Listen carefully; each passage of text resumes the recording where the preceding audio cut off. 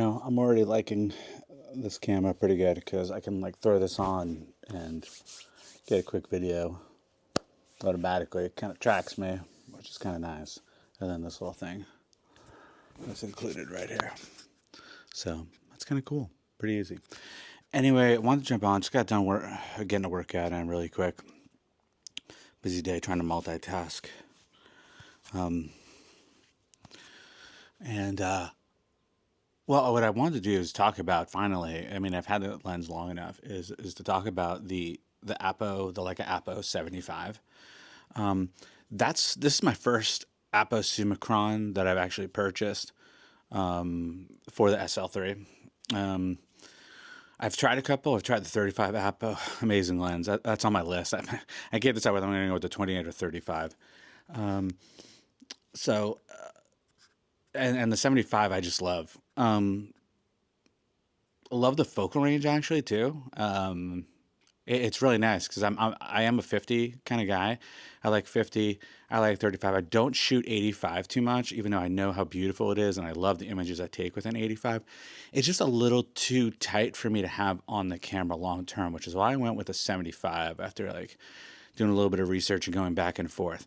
And I feel like I get a little bit more of that separation and pop with the 75 than I would with the 50 because all the APOs are just f2, right? So, and I'm happy with my decision. I really like it, again, for me. So that's the first thing is the focal length. But I think what's more important is talking about the APO characteristics of this lens.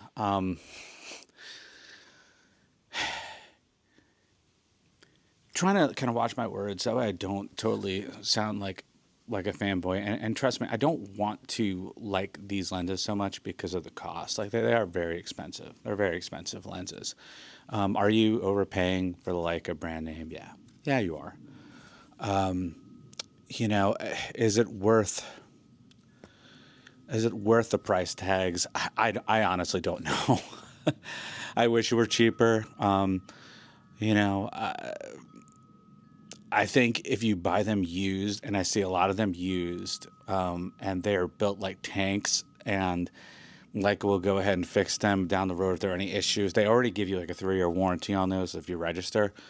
But I mean, they're built like tanks.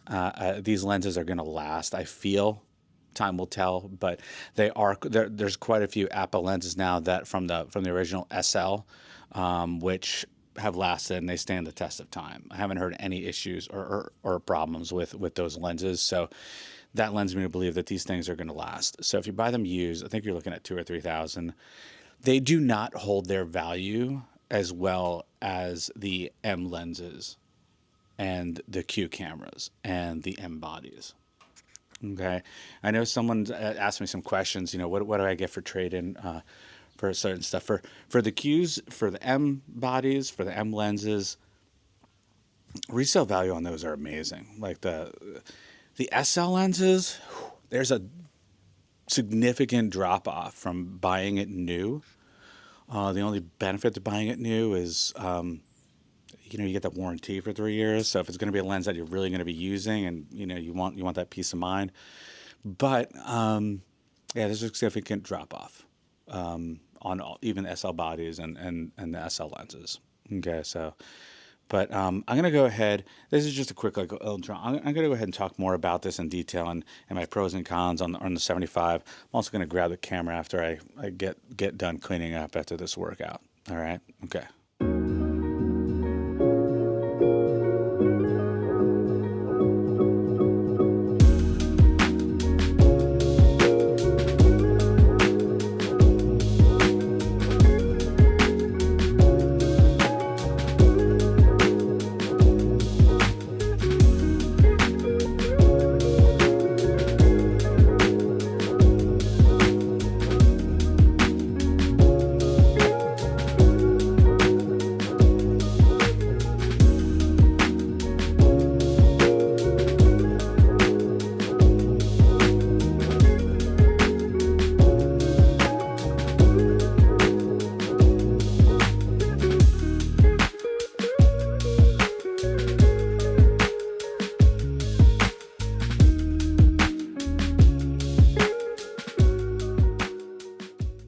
let's get back to talking about this Leica 75 APO.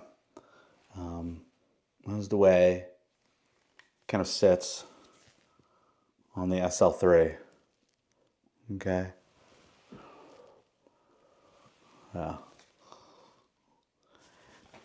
One of the things too that's great, as you guys probably already know if you're shopping for these APOs, is that all the APOs are pretty much the same size. Kind of like what Canon is doing with their new RFs, the new hybrid lenses, the voice coil motor lenses.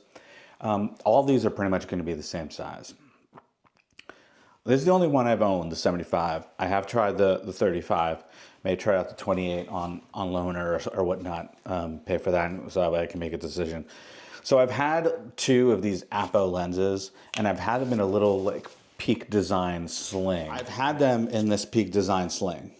Okay, so the camera and then boom, the lens right next to it. So the Peak Design slings.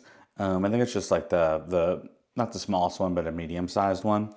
I'll go ahead and have this in there with a lens, and then we can have like a second APO lens.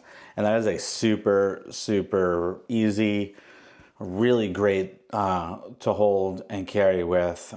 You know, go with something wide, go with something a little tighter. I like either the 35 and the 75 or the 28 to 75.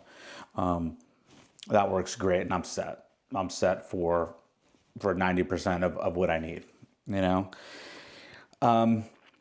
These things just feel so good. Now, this is a dense lens. It's very dense, but it's not overly bulky. It doesn't it's not bulbous. It bounces really well on the camera. Build quality is amazing on these things. The manual focus control on here, the minimalistic design, no buttons, knobs. Again, that's dependent upon your preferences. I like that. I like controlling everything from the dials and everything on the camera. The lenses, they feel amazing. The way it balances, especially with the SL3, or just as well with SL2 or SL, are just amazing. I prefer these APO primes over like the older zooms, like the Leica Trinity of zooms. I love the way these fit in the camera. Honestly, my goal long term is to maybe just get one other APO zoom recording. Just keep these. These lenses are just they're just amazing. I'll go ahead and put some images on here at some point, or maybe I've already put them earlier in this video. I'm not really sure how I'll lay it out, but you'll take a look. I'm not sure how much it comes across on YouTube. I would highly recommend, especially considering how much of a purchase these are, is borrowing them, loaning it out. That's what I did. I borrowed one through Lens Rentals, and I think I had that, and then also they had like a Leica event. So they had like a Leica rep at my local camera shop, OC Camera. So I went there and I tried it out, brought a SD card so that way I can go ahead and kind of take a look at the images when I got home. Again, we were just like in the store, so it's not like, you know, you have a whole variety, but do my best to go ahead and get some different shots and see how the lens renders. And I was comparing it against like the standard, the Summicrons, which I still like those Summicrons for the look and feel. What else to talk about? These things are super silent. Super silent when it's focusing, really fast, very responsive, a lot quicker and more responsive than like say the 50, the Summilux, or the other zooms. This is very snappy. It's a tough sell, but you know, you approach it as an investment, you loan it, you borrow it, you take a look, you see if you like it, you see if it's worth it to you. It's a lot of money. It's a lot of money. It's a luxury. You're paying for the Leica name. You're paying for everything to just work cohesively. There is something magical about having a Leica lens on a Leica body, whether it's the M or whether it's the SL. Okay, there's something about it. The images just pop. I do love, and I've been using the Sigma, the 50 1.2 on this, and it surprisingly, it works really well. It works a lot better on this SL3 than some of the other Sigma lenses I've been using on prior, on the SL2, on the SL2S that I've had prior. So I will say that much. I'm not really a filter guy, but the hood on this thing, it's kind of big. It kind of brings it to out here.